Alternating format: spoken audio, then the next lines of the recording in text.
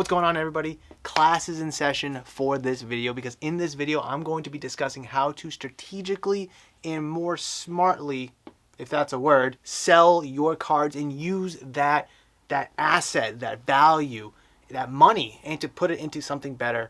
Because I've noticed a ton of people will come either here to the shop or to shows, and they'll have bought a card a while ago for, let's say, $100. I'm going to be using that in this example, and now the card's worth $60, but they don't want to sell it for $60 or even less because they paid $100 for it. So in this video, I'm going to be using this whiteboard to try to draw and express everything I'm trying to say, because if I just made a talking head video over here on my computer, it might be a little bit of a confusing concept for people to pick up and understand. So I use the example of a $100 card, and I think that's a good simple number to use because a lot of people will buy hundreds or hundreds dollars worth of a card and the value decreases over time. So if we take our $100 card, right, let's put a little box around it. Put a little box around it. $100 card, obviously you're buying the card hoping that it goes up in value, right? That is our hope. 98, 99 even percent of cards actually go down in value over the course of time. That's why some cards are very hard to be investments. And a lot of people buy cards hoping that they are investments, which isn't always the case. A lot of people actually end up flipping the cards. Flipping. Actually, Ricky and I just talked about this on Hobby Talk not that long ago. For me, it was today. For you guys, because you're watching this video a little bit later, probably a week or two ago for me, or for you guys actually. But either way, this is what a lot of people end up doing, but this is what people want to do or say that they're doing. So we have our $100 card. And again, the trajectory of most cards, 98, 99% of cards, whatever we want to label it, is down. Unfortunately, that is unfortunately the case. And a lot of people will go to look to sell that card at a card show, knowing that they paid $100 for the card. However, the actual, say over the course of 2-3 months, whatever, the actual value of the card is now $70. How'd that happen? Who knows? But that is the unfortunate new value of the card. Again, we're hoping we're buying the card to do this, and do that. However, it's now at $70. Quite unfortunate, I know. So now our card's $70. So, Murph, what's the point of this video? What are you trying to tell us? Why are you just saying that our $100 card is now worth $70? You're making us feel stupid. You're making us feel bad about our purchase and our decision. No. Again, I mentioned that this is supposed to be an educational video, and this is supposed to be a video to show you what to do when you take this $100 card and you actually go to flip it, and it's a $70 card. A lot of people get turned off by the idea of, well, I paid $100 for the card, I don't want to sell the card. Because if you bring it to me or any other shops or even vendors at shows, they're going to offer you probably 70, maybe 80% of the value if you're lucky. Some shops and vendors will offer you 50% of the value, sometimes even less than 50%. I'm very transparent and I tell you straight up what I'm going to offer you, and I don't have a set number because every card is different. If this is a $70 card that I know I can move pretty quickly, then I might be in the 70 to 80 range. If it's a card that I know I'm not going to move pretty quickly and it's going to sit for a while, I will be transparent and tell you that I'm going to be at a lower percentage. That's just the nature of it. Again, this is me being transparent. However, I digress. So let's just say you get offered $35 for the card, right? You get an offer of 50% for the card. That's $70. That's now $70 when you paid $100 for it. I don't blame you for saying no at all. However, there comes a skill and a trait that sometimes needs to be developed. However, you need to go out and make sure that you maximize this card's value to get it towards 90, even 100% of value. And you're not going to get that, cross those out, you're not going to get this unless you trade the card. Trading the card, you will get a lot of value compared to if you were to sell the card. Again, if you get offered $35 on a card of yours at $70 when you paid $100, everyone's going to say no 100% of the time. If you take a $70 card and get $70 of trade value, then you might be able to maximize the card's $70 to hopefully bring it back up to $100. Because if you can trade the card for $70, take that trade value. All right, so I just had to draw it over here for you guys, and it looks a little sloppy, but please understand that if you're able to turn your $70 to trade value, and you have to be a good negotiator. I've made some videos on how to get deals at shows and such, and you can definitely check those out on the channel. Or you can even watch some of my card show vlogs where you'll see me negotiate and deal. Again, we're trying to get 100% of our trade value. A lot of people want to sell, but you're going to end up walking away with $35 on a card you paid $100 for, because 50% of what the card's now worth is only $35 of the card being worth $70 in the current time. That's what happens when people just want to have that seller's mindset.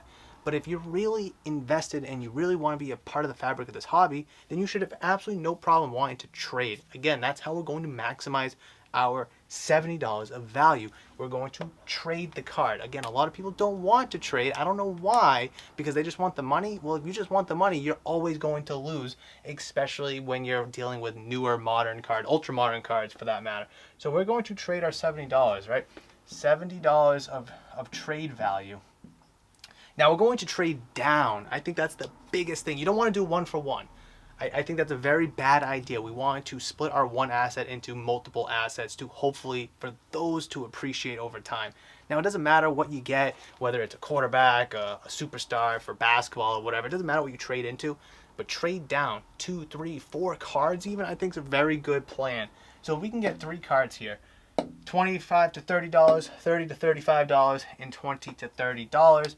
That's a rough trade value between, let's see, 50, between 75, 36, and 95.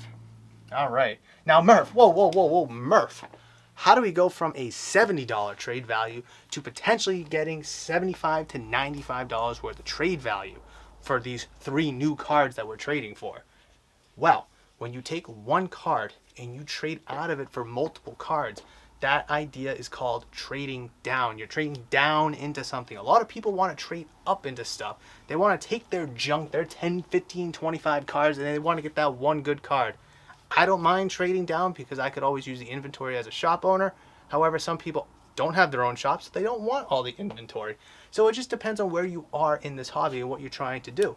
Where we're trying to get back up to our $100 of value, it's important to understand that we have to maximize what we currently have at $70. Now that goes back to my original question. How do we get $75 to $95 of value? We are trading down, and that is something that we need to use. We need to use the concept of we're trading down. We're trading one good card for 3 cards. Everybody wants that one nice card. We are taking 3 cards. We are trading down. We are getting the lesser. We're getting less quality, and we're getting more quantity. That's a concept that is a very well-known concept in this hobby. It's not rocket science. It's nothing out of the ordinary. It's a concept that I constantly use here at the shop or at shows. If I'm taking one $100 card and I'm getting 4 cards in return, those 4 cards need to equal more than $100, or we're going to value my $100 card more than its $100 value. So now we got 3 cards between $75 and $95. We're in a good spot, right? Now what we can do is we can take those cards and try to shop them around to try to get back to our $100. Or we can even trade these 3 cards into something nice, or even into more value. We could take these 3 cards. We could take these 3 cards and trade them into 4 cards. 4 cards that are worth $20 to $30. And if we do that, oh, I gotta go get to a knee. This is so weird angle. But work with me, guys. Work with me. We're taking these 3 cards and we're trading them into 4 cards that are worth $25 to $30 each. Boom. So we're taking our 4 cards. This angle's really weird, but work with me, guys. Stay with me here. We're taking our 3 cards, turning them into 4 cards. We're trading down a little bit further into maybe 4 cards worth $25. Again, we're still using that concept of trading down, right? We're going to get 4 cards valued at 75, and this is each, right? So this is between 100 and 120 for our 3 cards that we maximize our value at 95. We maximize this number, that number, and that number. And again, this is just spitballing raw numbers here. There is a element of skill, an element of experience maybe, and there is some negotiating that you have to do. You have to be able to use the words and the language in order to maximize your value at these 30, 35, and 30 numbers that we discussed earlier that are now off screen, in order to get these 4 cards valued between $25 and $30 each. So we now can get $100 to $100 in trade value. Now we're at the point where we can take this 100 to 120 in trade value that we acquired, cross it off, and go sell. Sell. I don't know who's going to buy it at 100% and give you the full 120, but depending on what you were able to pick up, you might be able to get your $100, and that's how you work this system here. And that's how you're able to work this system. It can be simple. For some people it is simple, but for others it's not so much. Some people have struggle talking and negotiating. It's not a strong suit for them, and that's okay. However, the first step is accepting that you're not going to get your $100 back for the $170 card. You have to put in work for it, but a lot of people just don't want to put in the work into the hobby in order to maximize their value to get that $100 back. They have a card and they just want someone to buy it off them so they can be done with it. The reality is, it's not worth 100, it's worth 70 now. And we can do this for a bunch of other numbers. But we can even do this with $500, right? We can take a $500 card. That's what we paid for it. But now let's say it's worth only $400. That's just what happens when the natural trajectory of cards goes down. The player performance sucks. They get in trouble. They get suspended. They get injured. Whatever the reason is, it goes down. More cards hit the market. More cards are getting graded. So there's so many different reasons on why the card goes down, and there's only a few reasons on why the card goes up. So now our $500 card is only worth $400. So we got to take our skills that hopefully we will have to take. All right, we have one $400 card, right? We just have the one $400 card. So we got to trade out of it. We got to trade out of it and get, I don't know, 4 cards, right? Again, we're trading down, so we're going to value. This is where we get to hypothetically increase our card's value just naturally on our own. Is maybe we, have it at a 425 trade value. Need a T there because we're trading down. Okay, maybe we're able to squeeze 450, or maybe we're able to get the low end of whoever we're trading with. Let's say we're able to get 120, 130. What was that, 250, right? 250. I want to try to make sure I get my numbers right. We got 100 and what was that, 350, and let's just say 75, right? So we got plus 100 plus 75. That equals our 425. Guys, if you made it this far in the video, please smash the thumbs up button. I know I'm vomiting a bunch of information at you guys and just, giving you a bunch of information. And I'm really hoping that this is somewhat useful to some degree. I definitely want to know your feedback down below in the comment section. Let me know if you like this style of video, this breakdown kind of video. It's definitely new and different for the channel. If you want to see more of this stuff, let me know down in the comments. I'd be happy to make more of these videos using this whiteboard to further express myself, again, instead of just sitting in my chair at my computer making a talking head video. So please smash the thumbs up button. Again, comment down below. Let me know you like this video and you want to see more of it. Thank you guys so much for getting to this point in the video. I promise you we're almost done. But now we're able to maximize our $400 card into a $425 trade lot. Let's say the value of our lot plus or minus $25, plus minus $25.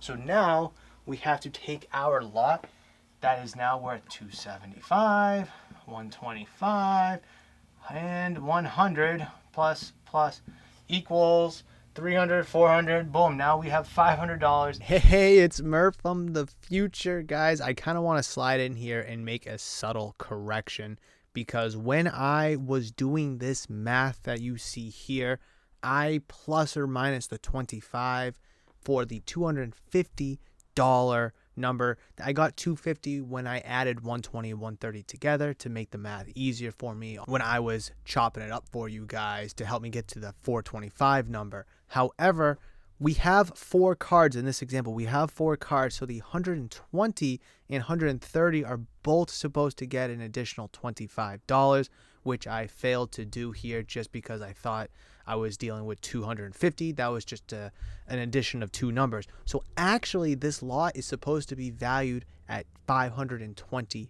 $5, not the $500 that you see me right here. So for the rest of this video and for the rest of this example, as I break it down, please keep $525 in mind, because 120 is supposed to get 25, 130 is supposed to get 25, and then 175 are both supposed to get at $25 each. So 525 is the number that we're supposed to be working with here, not 500. In value, because the cards again range, the comps are valued plus minus $25, whatever it may be. Maybe it's a little worse, but again, that's just your skills, and you have to go out and find the right deals and move the cards at the right number. Hopefully you do have those skills and you are able to move the cards at the right number, which would be $500 altogether. Now, if you go sell it, you're not going to get the $500. So what do we have to do again? We got to take maybe just one of these cards, because we're dealing with a $275 card. Maybe we just need to trade out of that, get $300 cards. Now we're plus 500, and we can rinse and repeat with all of this stuff until we get $600 worth of trade value, and then we take our $600 worth of trade valued cards and sell them for 500, and now we're back to our original number at 500. So this formula does work no matter what the value is. However, it's only going to work if you go out and make it work by putting in the work and actually trying to find these deals, doing the research, working the dealer, the vendor, wherever you are, trying to get this deal done. Hopefully you guys were able to see this clearly. I won't know until I'm editing it. Hopefully you guys enjoyed this style of video and were able to take a thing or two away from this video. Again, drop your comments down below. I definitely want to know what you have to say in regards to what we talked about in this video. But ladies and gentlemen, that will wrap it up. Thank you so much for watching all the way to the end of this video. Listen to me vomit a bunch of words and a bunch of information. Please make sure you smash the thumbs up button, comment down below, and of course subscribe to the channel if you're new or haven't considered subscribing. Check out the channel membership program. Again, click all the buttons that you know and love to do. I greatly appreciate it. If you enjoyed this video, then I've queued up an excellent video right there for you guys that I do believe will be excellent for your hobby endeavors. Hopefully, I'll see you in that one.